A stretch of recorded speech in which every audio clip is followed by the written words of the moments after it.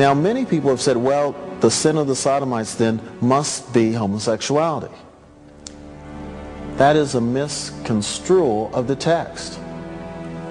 We have in our prisons today sexual assaults male on males. That doesn't mean that the men who perpetrate those assaults are homosexual. It is a matter of power and violence. Lot, faced with a rampaging horde set on rape, now does a shocking thing. Lot went out of the door to the men, shut the door after him, and said, I beg you, my brothers, do not act so wickedly. Look, I have 2 daughters who have not known a man. Let me bring them out to you, and do to them as you please. Only do nothing to these men. Genesis 19:6. I often find it ironic that when people talk about the sin of Sodom, they talk about homosexual rape. What I find sinful in the story of Sodom and Gomorrah is that Lot is willing to offer his 2 virgin daughters to the mob to do with whatever that mob will.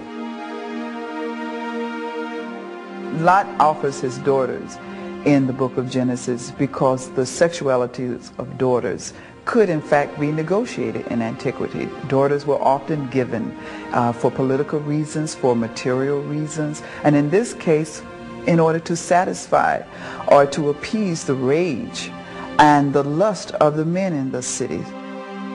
Before the men of Sodom can accost Lot's daughters, the angels intervene and lead Lot and his family out of the doomed city.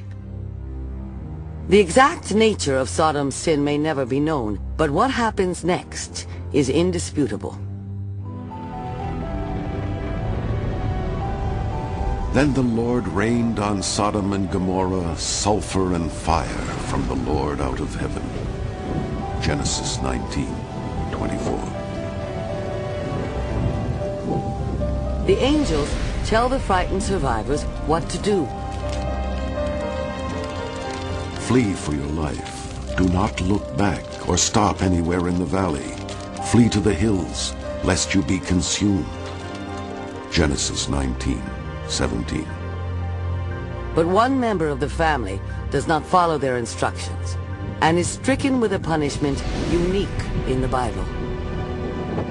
Lot's wife looked back, and she became a pillar of salt. Genesis 19:26.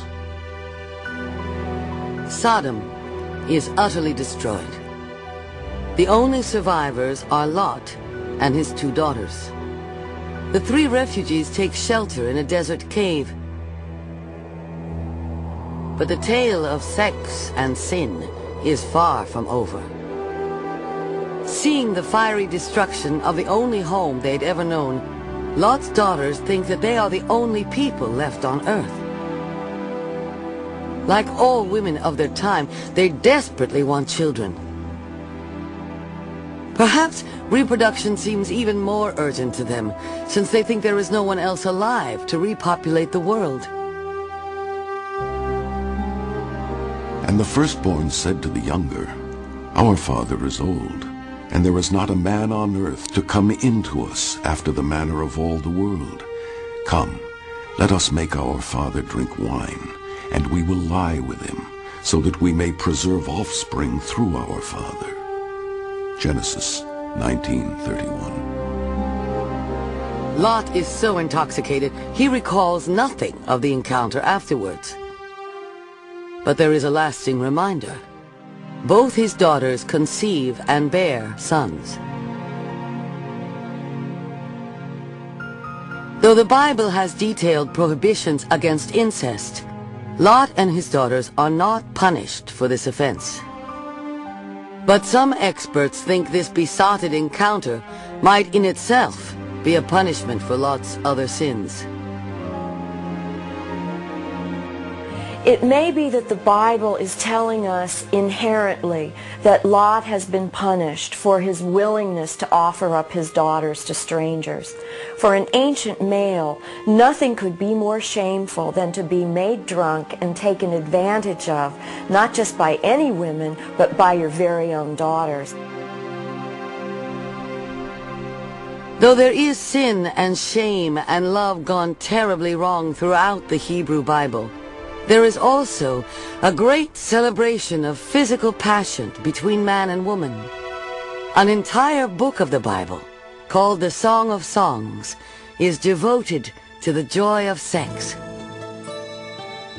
Thank God Song of Songs is in the Bible. If Song of Songs was not in the Bible, we would never know that erotic love was real and that it was permissible. Good old lust, good old passion, good old grinding is permissible. The song is a collection of free-form poems written in the voices of a maiden and her lover. My beloved thrust his hand into the opening, and my inmost being yearned for him. I rose to open to my beloved, and my hands dripped with myrrh, my fingers with liquid myrrh, upon the handles of the bolt.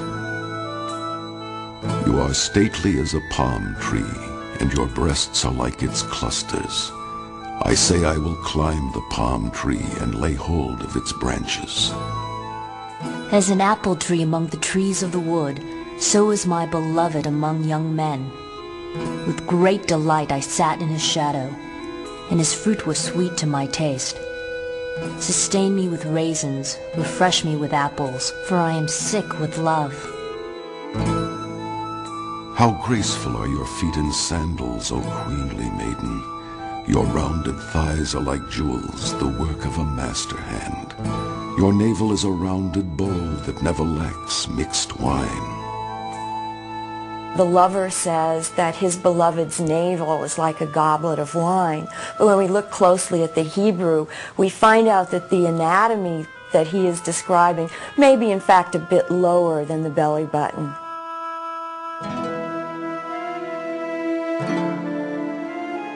The Hebrew simply revels in the good gifts of God. And one of these gifts is the gift of sexuality between male and female. And this is a gift of God to be enjoyed under the directions of God. Perhaps the Song of Songs is not only about the delight of physical love. It was more than simply an erotic poem. It was a spiritual poem, and it described the relationship not only between a man and a woman, but between human beings and God. That song, the rabbis teach us, is an allegory of the love between God and Israel. And I don't dispute the rabbis. I make my own interpretation, and I say, read that song. It's the most beautiful erotica ever written. Here she is in the garden, her breasts exposed, waiting for her beloved. It's beautiful imagery, and it's very erotic. In the Hebrew Bible, married sexuality is a joy, and children a great blessing.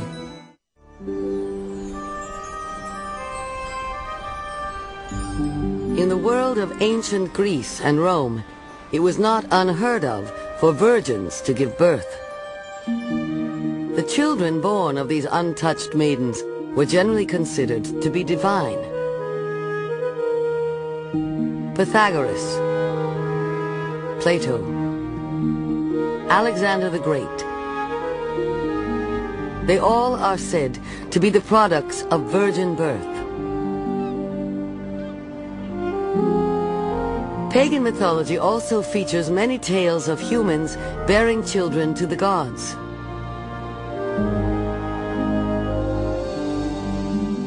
Roman deities were said to be lusty and often took carnal interest in beautiful women.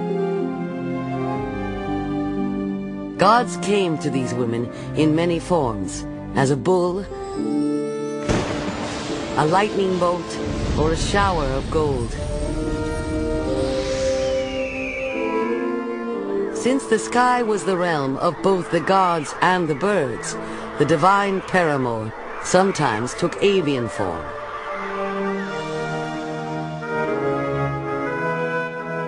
When the Roman god of thunder, Zeus, fell passionately in love with a woman named Leta,